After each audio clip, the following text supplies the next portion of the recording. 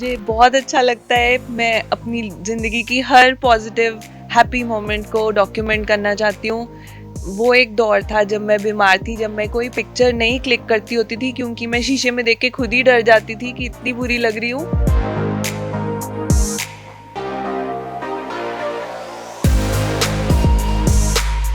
Doctors नहीं बोलते ये बात, बट मुझे ऐसा लगता है। सेकंड रीज़न मुझे लगता है कि मैं फ़ोन को अपनी डेनिम जीन्स में यहाँ टक इन करके रखती थी। तो मुझे लगता है फ़ोन को कभी अपनी बॉडी के साथ टच करके नहीं रखना चाहिए। आज की डेट में अगर मुझे फ़ोन पे बात करनी होती है तो मैं स्पीकर फ़ोन ऑन करके चेहरे के पास भी नहीं लेके जाती, इतनी दूर रखती हूँ।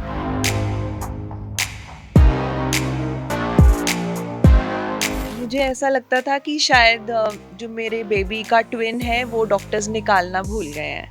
ट्विन है मतलब कैसे? यकीन हुआ कि ये चीज़ हो सकती थी मेरे साथ? बिल्कुल भी यकीन नहीं हुआ। 24 इयर्स की एज क्या होती है? तुम अपनी ही फेरी टेल लाइफ जी रहे होते हो, अभी अभी शादी हुई है, अभी अभी बेबी हुआ है, तुम्हारे हैप्पी मोमेंट्स चल रहे हैं, अचानक से ऐसा सेटबैक लगे तो बिल्कुल विश्वास नहीं होता।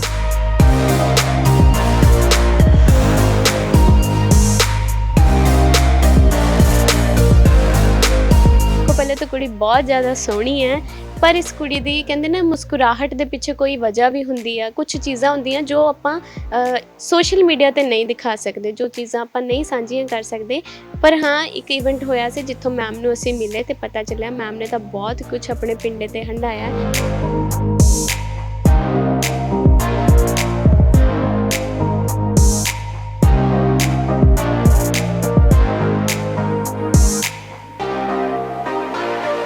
जैसे मेरे देवर की शादी फिक्स अप हुई थी तो मुझे उस शादी में हॉट लगना था। सो इसीलिए साड़ी पहननी थी, तो मैं अपना निकला हुआ पेट तो लेके नहीं जाऊंगी वहाँ पे। तो मैंने मालिश वाली को बोला कि मेरा पेट अंदर कर और ये मालिश से इसको अंदर कर। तो जब वो मालिश कर रही थी तो उसको टच करके पता चला कि यहाँ कुछ है।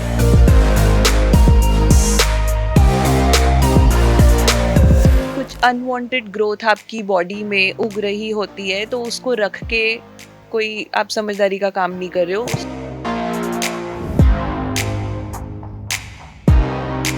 पहले तो जब डॉक्टर्स भी बोल रहे थे कि हमें कंप्लीट हिस्टेरेक्टोमी करनी पड़ेगी। हिस्टेरेक्टोमी मींस सारा रिप्रोडक्टिव सिस्टम निकाल देना पड़ेगा, यूट्रस और फेलोपियन ट्यूब्स, ओवरीज, सब कुछ।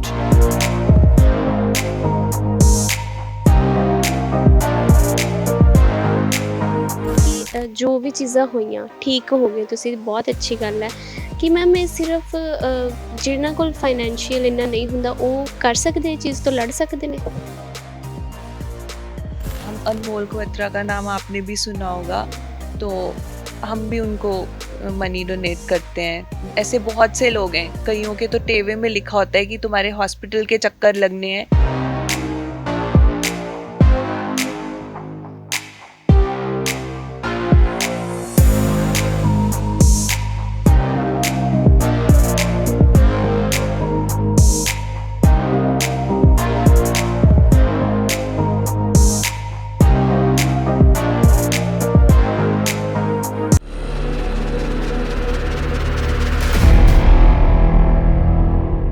ਸਤਿ ਸ਼੍ਰੀ ਅਕਾਲ ਜੀ, ਮੈਂ ਖੁਸ਼ਬੂ ਸ਼ਰਮਾ ਤੁਹਾਡਾ ਸਵਾਗਤ ਕਰਦੀ ਹਾਂ। ਉਮੀਦ ਕਰਦੀ ਹਾਂ ਤੁਸੀਂ ਠੀਕ ਠਾਕ ਹੋਵੋਗੇ।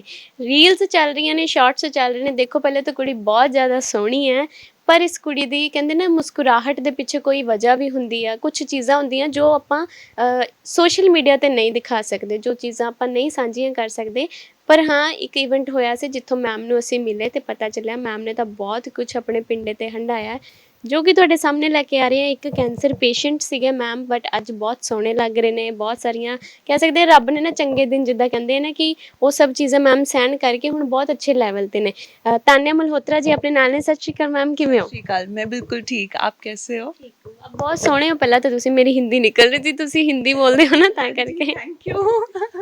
ਮੈਮ, ਜਿਵੇਂ ਮੈਂ ਕਿਹਾ ਕਿ ਸੋਸ਼ਲ ਮੀਡੀਆ ਤੇ ਸਾਰੀਆਂ ਚੀਜ਼ਾਂ ਨਹੀਂ ਦੱਸ ਸਕਦੇ, ਤੁਸੀਂ ਡਿਸਕਲੋਜ਼ ਤਾਂ ਨਹੀਂ ਕੀਤਾ ਨਾ ਕਿਤੇ ਵੀ? नहीं, मैं नहीं करती थी ज़्यादा डिस्क्लोज। सिर्फ अगर कोई पेशेंट को पता चल जाए, कोई डॉक्टर ही बता दे, तो उसको इनकरेज करने के लिए, मोटिवेट करने के लिए फिर मैं ਯਾਨੀ ਤੁਹਾਨੂੰ ਬੁਲਾਉਂਦੇ ਨੇ ਉਹ ਕਿ ਤੁਸੀਂ ਆਓ ਇਹਨਾਂ ਨੂੰ ਦੱਸੋ? हाँ, जो मेरी दिल्ली वाली डॉक्टर हैं, डॉक्टर रुपिंदर सेखों, अगर उनको कोई लुधियाना का या पंजाब का कोई पेशेंट ऐसा पता चलता है जो बहुत डीमोटिवेटेड है, वो फिर मुझे कॉल करके बोल देते हैं कि आप इनको इनकरेज करो, इनको दिखाओ कि फ्यूचर अच्छा है। ਤੇ ਮੈਮ ਤੁਸੀਂ ਜਦੋਂ ਜਾਂਦੇ ਹੋ ਤੇ ਕਿਵੇਂ ਉਹਨਾਂ ਨੂੰ ਕਹਿੰਦੇ ਹੋ, ਮੋਟੀਵੇਟ ਕਰਦੇ ਹੋ, ਉਹ ਖੁਸ਼ ਹੋ ਜਾਂਦੇ ਨੇ ਫਿਰ? हाँ जी, मैं बहुत खुश करती हूँ। एक गीता आंटी हैं, मेरी फ्रेंड की ही मदर हैं, प्राची है उसका नाम। उसके मम्मा को भी कैंसर हुआ था और वो बहुत डर गए थे। उनको डॉक्टर ने बोला था मेरे से मिलने के लिए, एंड आंटी मुझे हर 1-2 महीने बाद फ़ोन कर लेते होते थे, सिर्फ़ टू कैच पॉजिटिव वाइब्स। तो वो बहुत खुश होते थे और अब भी मुझे बहुत प्यार से मिलते हैं और बहुत दुआएँ देते हैं कि मैं तुझे देख-देख के आगे बढ़ी हूँ। ਅੱਛਾ ਲੱਗਦਾ ਨਾ ਇਹ ਸੁਣ ਕੇ? बहुत अच्छा लगता है। ਅੱਛਾ ਮੈਮ, ਰੀਲਸ ਬਹੁਤ ਸੋਹਣੀਆਂ ਬਣਾਉਂਦੇ ਹੋ, ਡਾਂਸ ਹੁਣ ਤੱਕ ਕਰਦੇ ਹੋ ਤੁਸੀਂ, ਕਿਵੇਂ ਦਾ ਲੱਗਦਾ ਤੁਹਾਨੂੰ? मुझे बहुत अच्छा लगता है। मैं अपनी ज़िंदगी की हर पॉजिटिव हैप्पी मोमेंट को डॉक्यूमेंट करना चाहती हूँ। वो एक दौर था जब मैं बीमार थी, जब मैं कोई पिक्चर नहीं क्लिक करती होती थी क्योंकि मैं शीशे में देख के खुद ही डर जाती थी कि इतनी बुरी लग रही हूँ। इसीलिए शायद अब मैं ज़्यादा क्लिक करती हूँ। ਮੈਮ ਥੋੜ੍ਹਾ ਜਿਹਾ ਦੱਸ ਸਕਦੇ ਹੋ ਬਰੀਫ 'ਚ ਕਿ ਕਿਵੇਂ ਪਤਾ ਲੱਗਿਆ ਤੁਹਾਨੂੰ, ਕਿਉਂਕਿ ਤੁਸੀਂ ਤਾਂ ਯਕੀਨ ਹੀ ਨਹੀਂ ਕਰ ਰਹੇ ਸੀਗੇ ਨਾ, हाँ जी, हाँ ਕਿਵੇਂ जी। ਪਤਾ ਲੱਗਿਆ ਸੀਗਾ? अ, जैसे मेरे देवर की शादी फिक्स अप हुई थी तो मुझे उस शादी में हॉट लगना था। सो इसीलिए साड़ी पहननी थी, तो मैं अपना निकला हुआ पेट तो लेके नहीं जाऊंगी वहाँ पे। तो मैंने मालिश वाली को बोला कि मेरा पेट अंदर कर और ये मालिश से इसको अंदर कर। तो जब वो मालिश कर रही थी तो उसको टच करके पता चला कि यहाँ कुछ है। हाँ, तो जब कुछ अनवांटेड ग्रोथ आपकी बॉडी में उग रही होती है तो उसको रख के कोई आप समझदारी का काम नहीं कर रहे हो। इससे पहले आपको नहीं फील हुआ कभी कुछ? अ, मुझे ऐसा लगता था कि शायद जो मेरे बेबी का ट्विन है वो डॉक्टर्स निकालना भूल गए हैं। ट्विन है मतलब कैसे? मैंने मन्नत मांगी हुई थी। मेरे हस्बैंड हमेशा फैमिली प्लान करके सोचते थे कि we'll have only one baby, लेकिन मेरे को लगता था कि एक ही बारी में 2 हो जाएँ, ट्विन्स हो जाएँ, सो दैट ना मुझे डबल डबल पेन लेनी पड़े और मेरी फैमिली कंप्लीट हो जाए। I used to think that way. तो मुझे लगा कि शायद भगवान जी, क्योंकि मेरी उनके साथ सेटिंग है और वो मेरे फ्रेंड लाइक हैं, तो मुझे लगता था उन्होंने मेरी ये विश भी पूरी कर दी है और वो सेकंड बेबी को डॉक्टर निकालना भूल गए हैं। सो मैं ये टेस्ट कराने गई थी कि शायद आप सेकंड बेबी निकालना भूल गए हो, तो पता और वो चला पंप कर रहा है अंदर? वो, हाँ, उसमें पंपिंग हो रही थी। उसको मैं ऐसे डीप टच करती थी तो आई कुड फील कि यहाँ कुछ पंप हो रहा है। So I thought it was another body but it was something else. It was dangerous. हाँ, तो यकीन हुआ कि ये चीज़ हो सकती थी मेरे साथ? बिल्कुल भी यकीन नहीं हुआ। 24 इयर्स की एज क्या होती है, तुम अपनी ही फेरी टेल लाइफ जी रहे होते हो, अभी अभी शादी हुई है, अभी अभी बेबी हुआ है, तुम्हारे हैप्पी मोमेंट्स चल रहे हैं, अचानक से ऐसा सेटबैक लगे तो बिल्कुल विश्वास नहीं होता। ਕਿੱਦਾਂ ਯਕੀਨ ਆਇਆ ਤੁਹਾਨੂੰ? सारी फैमिली बहुत सीरियसली जैसे बैठी हुई थी, तो वो तो रहते ही सीरियस हैं, तो हैप्पी वाली तो मैं हूँ। सो मेरा ब्रदर है जो मेरे साथ, उसने लाइफ में कभी सीरियसली बात नहीं की। वो हमेशा मजाक करता रहता है, छेड़खानी करता रहता है, एंड उसको तो मैं बिल्कुल सुंदर नहीं लगती। वो मेरी हाँ, वो मजाक उड़ाता है हमेशा मेरा।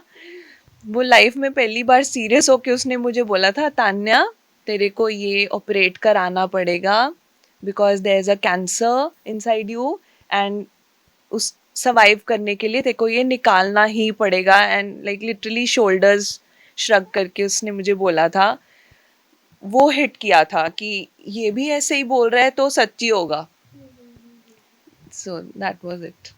तो उसके बाद ਫਿਰ ਮੈਮ ਕਹਿੰਦੇ ਨੇ ਕਿ ਇੱਕ ਲੜਾਈ ਲੜੀ ਹੈ ਤੁਸੀਂ, ਉਹ ਫਿਰ ਕਿੱਦਾਂ ਲੜੀ? ਆਪਣੇ ਆਪ ਨੂੰ ਵੀ ਕਿੱਦਾਂ ਸਮਝਾਇਆ ਕਿ ਮੈਂ ਕਰ ਲਵਾਂਗੀ?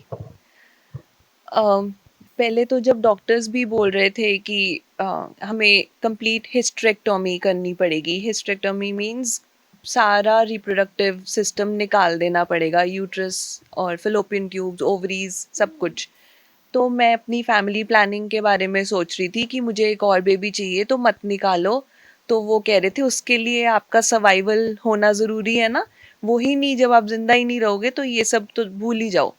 And there are very much chances. एक ओवरी डिटैच हुई हुई थी, एक ओवरी में सिस्ट थी जो पूरी 15 सेंटीमीटर बाय 9 सेंटीमीटर की थी, लाइक अ 5-6 मंथ ओल्ड, सॉरी, जो इनसाइड वाला बेबी होता है वो 5-6 मंथ्स का वोम वाला बेबी, उतना उतना बिग है।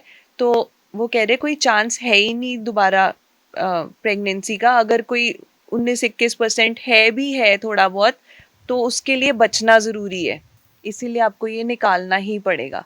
तो वहाँ मेरा एक और बेबी का ड्रीम शैटर हो गया था। ਪਰ ਮੈਮ ਕੀ ਪਤਾ ਨਾ ਕੁਛ ਜਿੱਦਾਂ ਜੋ ਵੀ ਹੁੰਦਾ ਚੰਗੇ ਲਈ ਹੁੰਦਾ, ਇਹ ਵੀ ਕਹਿ ਸਕਦੇ ਆ ਨਾ ਆਪਾਂ। ਓਕੇ, ਫੈਮਿਲੀ ਨੇ ਕਿੰਨਾ ਸਾਥ ਦਿੱਤਾ ਫਿਰ ਉਸ ਸਮੇਂ? फैमिली ने बहुत साथ दिया। सब कहते हैं मदर इन लॉज तंग करती हैं, मेरा तो सबसे ज़्यादा ध्यान उन्होंने रखा, इमोशनली मॉरली। मेरे हस्बैंड ने मेरा बहुत साथ दिया। ऐसे लगता था कि हम मूवीज़ में सुनते हैं ना, ये तो दुनिया से लड़के या भगवान से लड़के मेरे को लेकर आए हैं, तो वो मैंने रियल लाइफ में क्या बोलूँ, एक्सपीरियंस किया है। मैंने वो रियल लाइफ में एक्सपीरियंस किया है कि कैसे वो मेयोज अमेरिका से भी बात करते थे और एक एक डिटेल लेते थे। एक कॉमर्स के स्टूडेंट को मेडिसिन की कितनी नॉलेज होती है, लेकिन आज की डेट में उनको मेरे से ज़्यादा मालूम है। मैंने मेडिकल की हुई है वैसे, बता दूँ, फाइन आर्ट्स के साथ। हाँ, मेरे +1 +2 में सब्जेक्ट्स थे, बिकॉज साइंस बहुत स्कोरिंग था मेरे लिए। सो उनको मेरे से ज़्यादा ही नॉलेज होएगी, क्योंकि उन्होंने इतने डॉक्टर्स से बात करी उस दौरान। पे करके आप अपॉइंटमेंट लेते होते थे ऑन चैट ऑल्सो। सो वो एक एक डिटेल नोट करते थे, और ताकि मेरे को बेस्ट बेस्ट ट्रीटमेंट मिले एंड क्या मेरे लिए बढ़िया है वो खिलाएं, वो करें। सो बहुत बहुत बहुत ध्यान रखा सबने। ਮੈਂ ਇੱਕ ਚੀਜ਼ ਪੁੱਛਣਾ ਚਾਹਾਂਗੀ ਕਿ ਜੋ ਵੀ ਚੀਜ਼ਾਂ ਹੋਈਆਂ ਠੀਕ ਹੋ ਗਏ ਤੁਸੀਂ, ਬਹੁਤ ਅੱਛੀ ਗੱਲ ਹੈ ਕਿ ਮੈਮ ਇਹ ਸਿਰਫ ਜਿਨ੍ਹਾਂ ਕੋਲ ਫਾਈਨੈਂਸ਼ੀਅਲ ਇੰਨਾ ਨਹੀਂ ਹੁੰਦਾ ਉਹ ਕਰ ਸਕਦੇ ਇਹ ਚੀਜ਼ ਤੋਂ ਲੜ ਸਕਦੇ ਨੇ? ਪੋਸੀਬਲ ਹੈ ਉਹਨਾਂ ਲਈ? इंश्योरेंस भी तो कराई होगी सबने। इंश्योरेंस बहुत बेनिफिशियल रहती है। एंड हम अनमोल क्वत्रा का नाम आपने भी सुना होगा, तो हम भी उनको मनी डोनेट करते हैं। ऐसे बहुत से लोग हैं, कईयों के तो टेवे में लिखा होता है कि तुम्हारे हॉस्पिटल के चक्कर लगने हैं। चक्कर लगाने से अच्छा लोगों को ये सलाह दी जाती है कि तुम हॉस्पिटल में जाके मनी डोनेट कर दो, ताकि वो साया तुम्हारे ऊपर से निकल जाए। फॉर दिस रीज़न ऑल्सो आपको हॉस्पिटल्स में मनी डोनेट करनी चाहिए, और किसी अच्छी संस्था को, लाइक ऐसे ही किसी को भी नहीं कि जो अपने बेनिफिट के लिए यूज़ कर ले। तो इस तरह से डोनेशंस करनी चाहिए। ਇੱਦਾਂ ਦੀਆਂ ਚੀਜ਼ਾਂ ਕਰਨੀਆਂ ਚਾਹੀਦੀਆਂ। ਓਕੇ ਮੈਮ, ਕੁਛ ਚੀਜ਼ਾਂ ਜੋ ਤੁਸੀਂ ਦੱਸ ਸਕੋ ਕਿ ਮੈਂ ਕੁਛ ਇੱਦਾਂ ਦਾ ਗਲਤ, ਜਿੱਦਾਂ ਹੁੰਦਾ ਨਾ ਕਿ ਕੁਛ ਗਲਤ ਖਾ ਲਿਆ, ਕਿਉਂਕਿ ਉਦੋਂ 24 ਸਾਲ ਦੀ ਏਜ ਸੀ, ਉਸ ਤੋਂ ਪਹਿਲਾਂ ਦੀ ਕਿੰਨਾ ਕੁਛ ਗਲਤ ਆਪਾਂ ਖਾ ਲੈਂਦੇ ਹਾਂ, ਖਾਣ ਪੀਣ ਦਾ ਨਹੀਂ ਧਿਆਨ ਰੱਖਿਆ, ਕੀ ਅਣਗਹਿਲੀ ਤੁਹਾਡੇ ਵੱਲੋਂ ਵਰਤੀ ਗਈ ਸੀ? बिल्कुल जंक फूड ही अच्छा लगता होता था, सिर्फ बाहर का खाना। और चीनी बहुत ज़्यादा पीती थी, लाइक बॉर्नवीटा का दूध और 3 चम्मच चीनी हीप करके, इतना मीठा खाती होती थी मैं। और एक मेरे को लगता है कि टू मच मीठा इज़ द रीज़न। डॉक्टर्स नहीं बोलते ये बात, बट मुझे ऐसा लगता है। सेकंड रीज़न मुझे लगता है कि मैं फ़ोन को अपनी डेनिम जीन्स में यहाँ टक इन करके रखती थी। तो फ़ोन हमेशा? कॉलेज टाइम में, कॉलेज में फ़ोन अलाउड नहीं था, तो उसको छुपाने के लिए मैं यहाँ रखती होती थी, और बिल्कुल यहीं था मेरा ट्यूमर। सो मुझे लगता है फ़ोन को कभी अपनी बॉडी के साथ टच करके नहीं रखना चाहिए। आज की डेट में अगर मुझे फ़ोन पे बात करनी होती है, तो मैं स्पीकर फ़ोन ऑन करके चेहरे के पास भी नहीं लेके जाती, इतनी दूर रखती हूँ। या आप एयरपॉड्स लगा सकते हो, मैं एयरपॉड्स भी नहीं लगाती, मैं तो स्पीकर फ़ोन पे बात करती हूँ। बहुत रेयरली अगर ज़रूरत पड़ जाए तो कान पे लगाती हूँ। ਜਿੱਦਾਂ ਹੁਣ ਕੋਈ ਚੀਜ਼ਾਂ ਹੁੰਦੀਆਂ ਕਿ ਆਪਾਂ ਸਾਹਮਣੇ ਗੱਲ ਨਹੀਂ ਕਰ ਸਕਦੇ ਹੈ ਨਾ, ਫਿਰ ਤਾਂ ਲਗਾਉਣਾ ਹੀ ਪੈਂਦਾ। ਓਕੇ ਮੈਮ, ਜਾਂਦੇ ਜਾਂਦੇ ਸਾਡੇ ਦਰਸ਼ਕਾਂ ਨੂੰ ਕੁਝ ਕਹਿਣਾ ਹੋਵੇ, ਜਿਹੜੀ ਤੁਸੀਂ ਫੈਸ਼ਨ ਡਿਜ਼ਾਈਨਿੰਗ ਵੀ ਕੀਤੀ ਤੇ ਉਹਦੇ ਬਹੁਤ ਸੋਹਣੀਆਂ ਸੋਹਣੀਆਂ ਫੋਟੋਜ਼ ਰੀਲਸ ਪਾਉਂਦੇ ਹੋ, ਉਹਦੇ ਬਾਰੇ ਕੁਝ ਗਰਲਜ਼ ਨੂੰ ਸੁਜੈਸ਼ਨ ਦੇਣੀ ਹੋਵੇ? अपने आप को थोड़ा ग्रूम करके रखोगे तो खुद से ही अंदर से पॉजिटिव फीलिंग आएगी और बहुत अच्छा लगेगा। अगर आपके अंदर कोई ऐसी बात है जो आप किसी से शेयर नहीं कर रहे हो, बता नहीं रहे हो, तो शेयर करो, ताकि आपका दुख जो है वो घटे। सो दैट अंदर अगर वो रह जाता है ना, तो वो प्रॉब्लम बन जाता है, दुख ही बीमारी बनता है। खुश रहने की कोशिश करो, अच्छे कर्म करो।